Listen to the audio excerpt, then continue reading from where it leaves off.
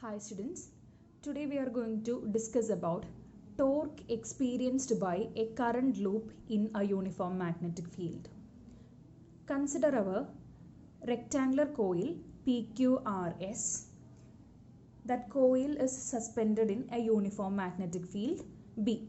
Here N and S represents north and south poles of a strong magnet, and that will provide us a uniform magnetic field B.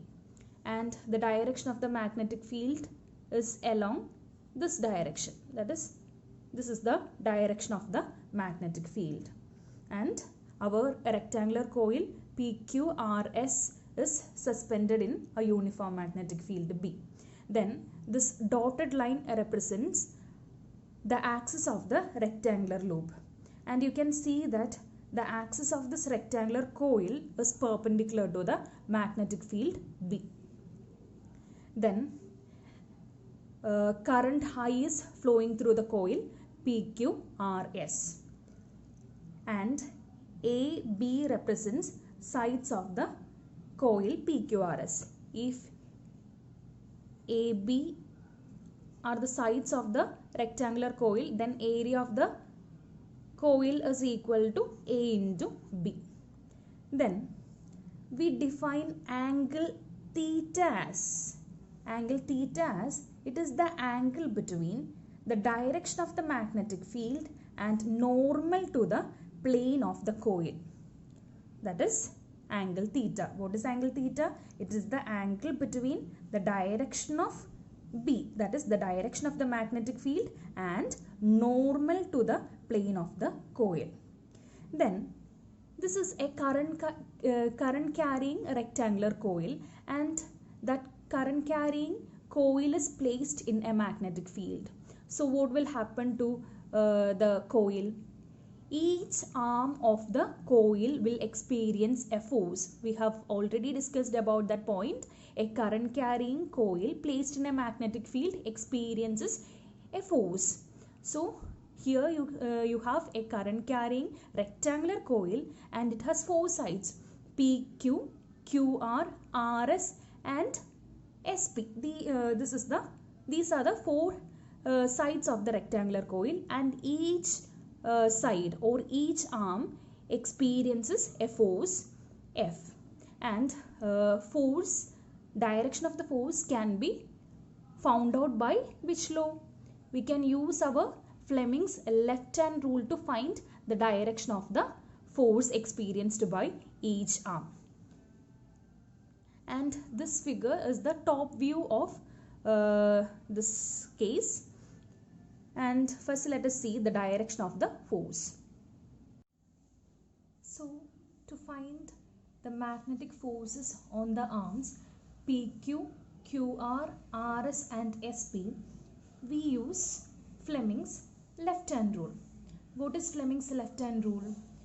Stretch the three fingers of the left hand in mutually perpendicular direction, such that the forefinger represents the direction of the magnetic field, the middle finger represents the direction of the current, and the thumb points in the direction of force. This is Fleming's left hand rule. So here we have a current carrying rectangular loop, and it is placed in a uniform magnetic field. So each arm will experience a force. So when we consider the arms QR and SP, they are also current carrying arms, and they are placed in a uniform magnetic field. So they will experience a force. And for the arms SP and QR, the magnetic forces on them are equal, opposite, and also they are collinear. The magnetic forces are collinear, and they act along the axis of the loop. For the arms QR and SP, the magnetic forces are equal, opposite, and also they are collinear. So when we find the resultant of such forces, their resultant is found to be 0. for which arms? QR and SP, the resultant forces is equal to 0 for these two arms. Because what is the reason? Because the magnetic forces are equal, opposite and also collinear. That is the important thing. And they act along the axis of the loop. So their resultant is 0. So we don't want to consider these two arms. We don't want to bother about QR and SP because their resultant is 0. But we have two more arms, PQ and RS. They are placed in uniform magnetic field and they carry current I. So they will experience a magnetic force. Let us find the direction of the magnetic forces for the arms PQ and RS. For the arm PQ, the current is flowing from P to Q. The magnetic field is along this direction. So what is the direction of the force for the arm PQ? For that we have to hold our arm like this, because current is from P to Q, that is middle finger points in the direction of current. The magnetic field represented by the forefinger, it should be pointed like this, and thumb points inward. So the side PQ experiences a normal inward force. And can you tell me the magnitude of the force for that? We have already studied about that. For a current carrying conductor in a magnetic field, the force is given by ILB sin theta, right? And here theta is 90 degrees, so it is ILB for this arm PQ. So we have a normal inward force equal to ILB for this one. And again consider RS. Current is flowing from R to S. So R to S, magnetic field perpendicular and thumb is pointing outward. So for the arm RS, there is an outward force, normal outward force is experienced, and it has got magnitude ILB again. So we have two equal forces, right? So these two forces form a couple, and the couple exerts a torque.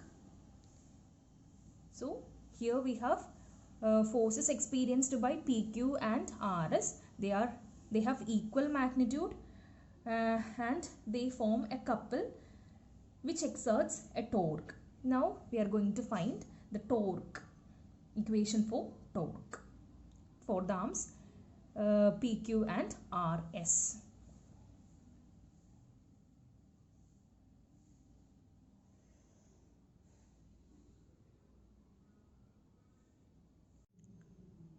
Now let us find the equation for torque.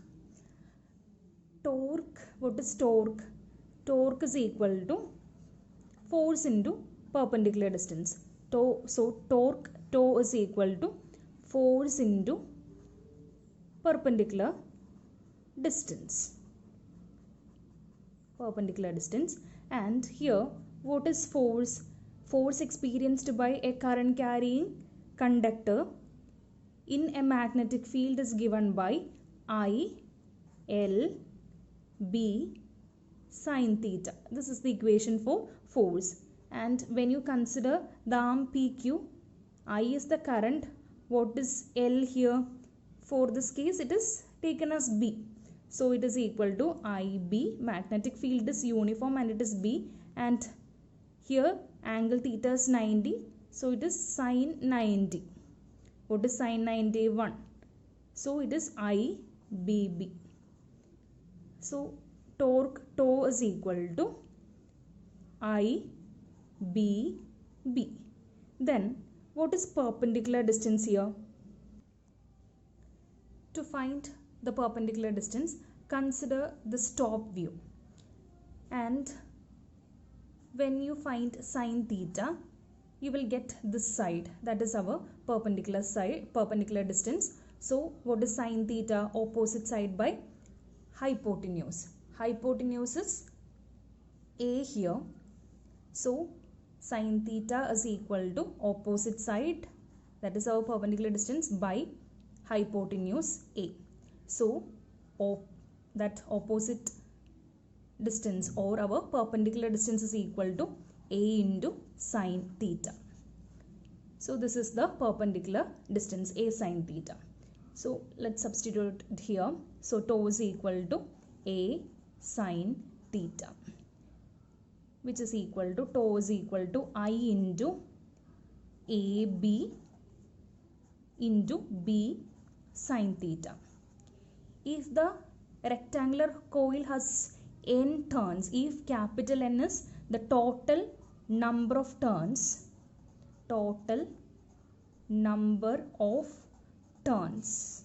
then what is the total torque? Tau is equal to N into I into AB B sine theta, which is equal to Ni. A into B, we have already written that as area of the rectangular loop. So it is N-I-A B sine theta. Here we are taking M as, small m means it is the magnetic moment of the loop. Magnetic moment of the loop, where M is equal to NIA. NIA is equal to magnetic moment of the loop. So this equation can be written as tau is equal to, this is magnetic moment, so it is MB sine theta. Torque experienced by this rectangular loop is equal to MB sine theta, where M is magnetic moment of the loop and M is equal to NIA, that is total number of turns into current into area's magnetic moment. So this can be written as M cross B. M cross B, that is AB sine theta is equal to A cross B. So MB sine theta is M cross B. So this is how we calculate the torque. Then special cases. Here tau is equal to MB sine theta when theta is equal to 0 degree. That is how we define theta. Theta is the angle between normal to the plane and the magnetic field. So when theta equal to 0, when normal to the plane of the coil is parallel to the magnetic field, then theta equal to 0. In that case, torque tau is equal to, what is torque tau? Which is equal to MB sine 0, which is equal to 0. That is, torque will be minimum when theta equal to 0. Also, when theta is equal to 90 degree, that is normal to the plane of the coil is perpendicular to the magnetic field, then torque will be maximum, and maximum torque tau is equal to, what is the maximum torque? Which is equal to MB sine 90, which is equal to MB. What is M? M is equal to NI. AB is the maximum torque. This is how we calculate the torque experienced by a current loop in a uniform magnetic field. Thank you.